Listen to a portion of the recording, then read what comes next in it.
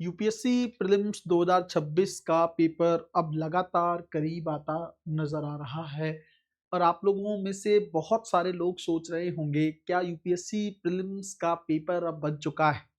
UPSC कब इस paper को फ्रेम करता है और किस तरीके से पेपर को फ्रेम किया जाता है। और सबसे बड़ा सवाल जो बहुत सारे स्टूडेंट कमेंट्स में पूछ रहे हैं वो ये है कि सर इस बार क्या लगता है कौन से सब्जेक्ट के किस तरह के सवाल यूपीएससी ने पेपर में रखे होंगे। इन सारी चीजों को लेकर हम लोग बहुत अच्छे तरीके से बात करने वाले हैं। पिछले साल भी वीडियो बनाया था, उसमें मैंने बताया था कि मॉडर्न हिस्ट्री के सवाल इंक्रीज होंगे। सेम वही ट्रेंड आपको देखने को मिला। ज्योग्राफी को लेकर मैंने प्रेडिक्शन किया था सवाल बढ़ेंगे, सेम वही चीजें आपको वहां पर देखने को मिली। तो इस बार भी जो चीजें मैं आप लोगों को बताने जा रहा हूं उसके पॉइंट ऑफ व्यू से थोड़ा ध्यान से इस वीडियो को देखिएगा और अपनी तैयारी अंतिम 30 दिनों में उसी डायरेक्शन में लेके जाइएगा। जल्दी से वीडियो को लाइक कर दीजिए, शेयर कर दीजिए और कमेंट जरूर करा करिए ताकि इंगेजमेंट आप लोगों की डिलाइट आईएएस के साथ बनी रहे। और डिलाइट आईएएस के यूट्यूब चैनल के साथ साथ टेलीग्राम चैनल को भी ज्वाइन कर लीजिए। लिंक जो है टेलीग्राम का डिस्क्रिप्शन में दिया हुआ है। सबसे पहले तो मैं आप लोगों को 2025 का एक ट्रेंड बताता हूं, है ना। और मैंने कुछ ज्यादा इसको तोड़ दिया है, थोड़ा ध्यान से इसको देखते हैं किस सब्जेक्ट में यूपीएससी ने किस तरह के सवाल पूछे हैं। अगर मैं आपसे बात करूं कि इन्वायरमेंट एंड इकोलॉजी में या सबसे ऊपर या सबसे ज्यादा सवाल जो है किस सब्जेक्ट से आए हैं वो है इकोनॉमी का। मैंने आपको हमेशा कहा है कि 15 से 18 की रेंज जो है यूपीएससी इकोनॉमी के पॉइंट ऑफ व्यू से रखता है। कई लोगों ने यूपीएससी 19 भी क्वेश्चन माने हैं, लेकिन मेरे हिसाब से वो करंट अफेयर का सवाल एक आध था। एकदम प्रॉपर एनालिसिस मैंने आप लोगों के सामने रख दिया है। नंबर ऑफ क्वेश्चंस भी अगर आप यहाँ पे टोटल देखेंगे तो 100 आपको दिखेंगे। तो पहले मैं आपको बता दूं कि सबसे ज्यादा सवाल पूछे गए हैं इकोनॉमी से। तो आपके मन में आ रहा होगा कि सर इस बार क्या होने वाला है। देखो, मैंने जितने भी मतलब आप पिछले साल की मेरी वीडियोस देखेंगे और इस साल भी मैंने बार बार क्लासेस में कहा है, यूपीएससी के पॉइंट ऑफ व्यू से इकोनॉमी इसलिए ज्यादा रिलेवेंट हो गया है क्योंकि भारत सरकार बहुत ज्यादा फोकस कर रही है इकोनॉमी पे। और मुझे लगता है अभी अगर आप अमेरिका का पूरा सिस्टम देखेंगे, अगर आप ईरान वॉर को छोड़ दें, उससे पहले की अगर कहानी देखेंगे तो आपको दिखेगा कि यूएस में अगर जीत कर आए हैं ट्रंप दूसरी बार तो उसका कारण इकोनॉमी ही है। इवन वर्ल्ड इकोनॉमी को लेकर बातचीत होती रहती है। तो आज के टाइम पे आपके जो अंतरराष्ट्रीय संबंध हैं, राष्ट्रीय संबंध हैं, वो सब कुछ डिपेंड करते हैं आपके इकोनॉमी पे। तो इसलिए यूपीएससी में अगर आप देखेंगे तो सवाल इकोनॉमी के ज्यादा दिखेंगे। इवन कॉम्प्रिहेंशन में देखोगे तो आपको इकोनॉमी के पैसेज ज्यादा देखने को मिलेंगे। तो है ना। तो इस बार क्या ट्रेंड रहने वाला है, मेरे हिसाब से इस बार इकोनॉमी के सवाल यही रेंज में रहेंगे, 15 से 18 की रेंज में, है ना। इस साल भी कोई खास बदलाव इकोनॉमी में देखने को नहीं मिलेगा। हाँ, इकोनॉमी अपनी रेलिवेंस बना के रखेगा। इस बात को लेकर मैं 100% आपको गारंटी दे सकता हूं कि इकोनॉमी के सवाल 15 से कम किसी भी हाल में नहीं होंगे। हालांकि इंक्रीज हो सकते हैं, एक दो सवाल हो सकता है ये संख्या 20 तक पहुंच जाए, इसके फेवर में तो मैं फिर भी आपको देखने को मिलूंगा।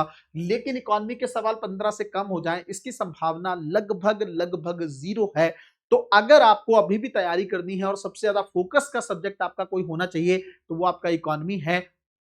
अगर अभी भी आपको डर लग रहा है तो डिलाइट आईएएस का इकोनॉमी पढ़ के देखिए, आपको समझ में आ जाएगा। बिल्कुल डिकोड करके रख दिया है मैंने आसान भाषा में आप लोगों के लिए। अंतिम प्रहार के बैच के बच्चों का रिव्यू आप पढ़ सकते हैं। उसके बाद अगर मैं बारी देखूं किसकी आती है तो इन्वायरमेंट एंड इकोलॉजी की है। इसमें 15 सवाल यूपीएससी ने पूछे हैं, है ना। कई लोगों ने 13 कहे, कई लोगों ने 14। मेरे हिसाब से ज्योग्राफी के वो सवाल नहीं थे, वो सवाल इकोनॉमी इन्वायरमेंट के थे। तो उस हिसाब से अगर देखा जाए तो 15 सवाल यहां पर हैं। तो इस बार क्या होने वाला है, अगर मैं 2025 की बात करूं, 2024 की बात करूं, तो इकोनॉमी इन्वायरमेंट के सवाल थोड़े से दो चार सवाल यूपीएससी ने कम किए हैं, है ना। तो इसके पॉइंट ऑफ व्यू से और ज्योग्राफी के सवालों को बढ़ा दिया है। हम लोग इसके साथ ही ज्योग्राफी को थोड़ा सा देखते हैं कहां पे कितने सवाल पूछे गए हैं। अगर मैं आपको बताऊं फिजिकल ज्योग्राफी के 7 सवाल हैं। उसके अलावा अगर आप यहाँ पे देखेंगे तो आपको वर्ल्ड ज्योग्राफी के 5 सवाल, इसका मतलब 7 और 5 हो गए आपके 12। यहीं पे मैं लिख देता हूं 7 और 5, और ये 7 सवाल पूछे गए फिजिकल ज्योग्राफी के। भौतिक भूगोल की वैल्यू जो है जो है यूपीएससी प्रीलिम्स एग्जामिनेशन में इंक्रीज हो रही है ना। ये मेरा पिछले साल का प्रेडिक्शन था कि ज्योग्राफी के सवाल बढ़ेंगे। तो आप देख सकते हैं ज्योग्राफी के सवाल बढ़े। वर्ल्ड ज्योग्राफी भी रेलिवेंट हो रहा है, इसके 5 सवाल यूपीएससी ने पूछे हैं। हालांकि एक सेकंड में,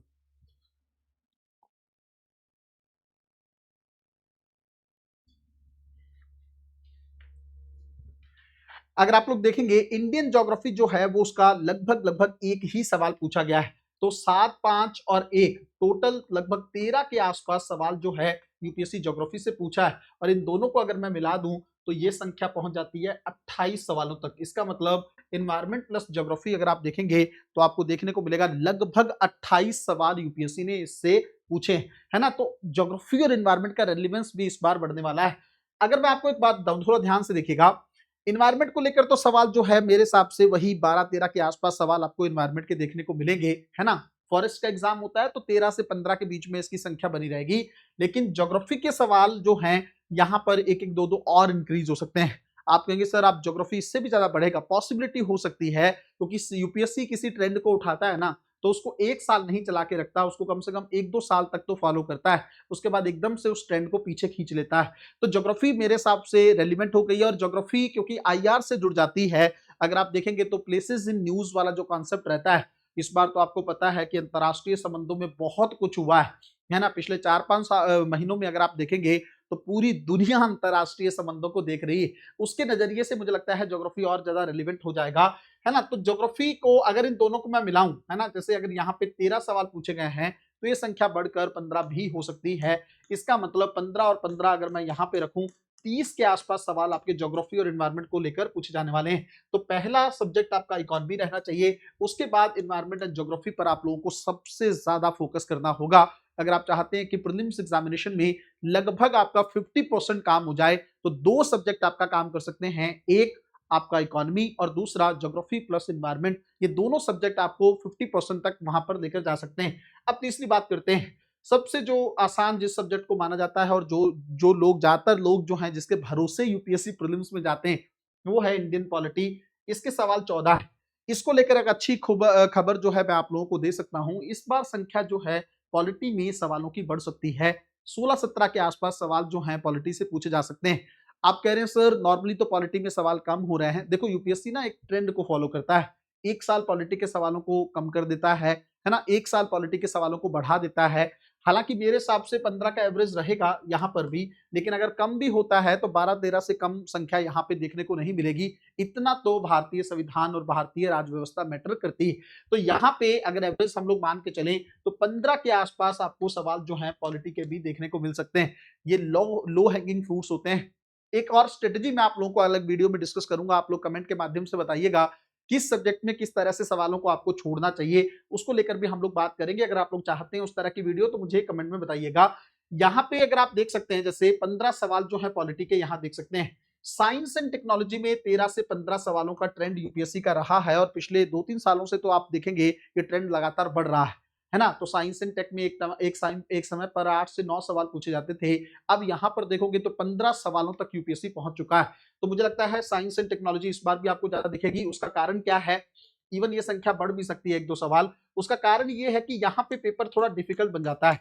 साइंस एंड टेक्नोलॉजी को लेकर बहुत सारे बच्चे छोड़ देते हैं, और यूपीएससी उस तरह की टर्मिनोलॉजी यूज करता है कि बच्चा एग्जाम देखकर या सवाल देखकर ही घबरा जाता है ना। तो यहाँ पे भी संख्या आपको 15 के आसपास देखने को मिल सकती है। उसके अलावा मैं बात करूं हिस्ट्री की, देखो यहाँ पे इंटरनेशनल रिलेशन देखो कितना इंपॉर्टेंट हुआ है। ये भी पिछले साल का प्रेडिक्शन रहा है मेरा कि आईआर में सवाल जो है बढ़ने वाले, उस समय 3 से 4 सवाल पूछे जा रहे थे और इस बार बढ़ा 2025 में। तो मुझे लगता है इस बार तो ये संख्या और बढ़ सकती है।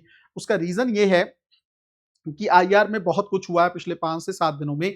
तो ज्योग्राफी में भी 1-2 सवाल कम भी कर दे यूपीएससी, लेकिन आईआर की संख्या यहाँ पे 100% के आसपास आप मान के चलो।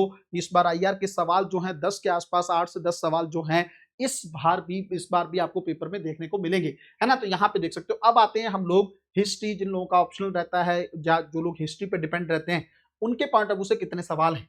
8 सवाल मॉडर्न हिस्ट्री, ये मेरा प्रेडिक्शन था। आप लोग देख सकते हैं पिछले साल की वीडियो जाकर। मॉडर्न हिस्ट्री में पिछले 2-3 सालों में सवाल कम कर दिए थे, लेकिन 25 में मैंने कहा था आधुनिक भारत रेलिवेंट रहेगा, और वही चीज देखने को मिली। लगभग 8 सवाल यूपीएससी ने आधुनिक भारत से पूछे। एंशिएंट हिस्ट्री से 6 सवाल पूछे गए, और उसके अलावा आर्ट एंड कल्चर से यहाँ पे सवाल देखने को मिले। लेकिन एक चीज आप नोट डाउन कर रहे होंगे, मिडिवल हिस्ट्री से सवाल पिछले साल नहीं थे, और इस बार खेम हो सकता है मिडिवल हिस्ट्री और एंशिएंट हिस्ट्री से सवाल इस बार बढ़ सकते हैं, है ना। ये भी एक प्रेडिक्शन है, हो सकता है मॉडर्न हिस्ट्री आपको थोड़ा सा कम दिखे, लेकिन आपको तीनों को बहुत अच्छे से फोकस करके जाना है। और खास फोकस करिएगा मेडिवल इंडिया पे, क्योंकि यहाँ पे मध्यकालीन भारत पे पिछले साल सवाल नहीं पूछा गया है। अगर टोटल सवालों की बात करूं तो मॉडर्न हिस्ट्री में 8 प्लस 6 प्लस 2 कल्चर के अगर मिला दिए जाएं तो 8 और 6 14 और 6 16 के आसपास सवाल जो हैं हिस्ट्री प्लस कल्चर से देखने को मिले। तो वही 15 के आसपास का एवरेज जो है इस बार भी आपको हिस्ट्री में देखने को मिलेगा, है ना। तो हिस्ट्री के सवालों के पॉइंट ऑफ व्यू से आपको तैयारी रखनी। उसके अलावा अगर हम लोग बात करें कौन सा सेगमेंट जो है यूपीएससी में आप लोगों को देखने को मिल रहा है, जैसे सोशल इश्यूज वगैरह हैं, अगर यहाँ पे अगर आप लोग देखेंगे तो आपको 3 के आसपास सवाल देखने को मिलेंगे। ये जो सवाल ऐड किए गए हैं इसमें करंट अफेयर भी उनका जोड़ा गया है। जैसे मान लो पॉलिटी के 13 स्टैटिक्स जो है क्वेश्चन है तो 1 से 2 सवाल जो है उसमें करंट अफेयर के होंगे। उसी तरह से अगर ज्योग्राफी में मान लो फिजिकल ज्योग्राफी पूछा गया है तो करंट अफेयर से रिलेटेड भी चीजें उसमें ऐड कर दी गई। तो ये ट्रेंड रहा है, इस बार भी मुझे लगता है इसी तरह का ट्रेंड आप लोगों को देखने को मिलेगा। एक दो चीजों पे मेरा ध्यान थोड़ा ध्यान से समझिएगा। एक मेडिवल इंडिया इस बार आपको ज्यादा देखने को मिलेगा, मेडिवल हिस्ट्री, और दूसरा जो आईआर है इसका रिलेवेंस जो है बढ़ सकता है, और तीसरी चीज पॉलिटी के क्वेश्चन भी इंक्रीज हो सकते हैं, है ना। पॉलिटी के क्वेश्चन भी इंक्रीज हो सकते हैं, और ज्योग्राफी का ट्रेंड ऑलमोस्ट वही देखने को मिलेगा जो पिछले साल आप लोगों को देखने को मिला। यूपीएससी ने ज्योग्राफी के ट्रेंड को उठाया, वो इस साल भी आपका बना रहेगा। तो मेरे हिसाब से आप लोगों को इस चीज के पॉइंट ऑफ व्यू से तैयारी हो जानी चाहिए। पेपर आपका बन चुका है, इस बात को मैं आप लोगों को बता दूं। और दूसरी चीज ये है कि आपको करंट अफेयर कब तक पढ़ना है ना। पेपर आपका बन चुका है, मैं आपको बता रहा हूं क्योंकि ये चीज कहीं ना कहीं से पता चल जाती है। और दूसरी सबसे इंपॉर्टेंट चीज यहाँ पे आप ये समझ सकते हो कि कहीं ना कहीं पे जो आपका जो करंट अफेयर है उसको कहाँ तक का पढ़ना है। मेरे हिसाब से 20 अप्रैल तक के करंट अफेयर को आप पढ़ सकते हैं, उसके बाद का करंट अफेयर देखने की आपको नीड नहीं है। मिलते हैं अगली वीडियो में, तब तक अपना ध्यान रखें, अपनी पढ़ाई को बहुत अच्छे तरीके से करते रहें। बहुत बहुत धन्यवाद।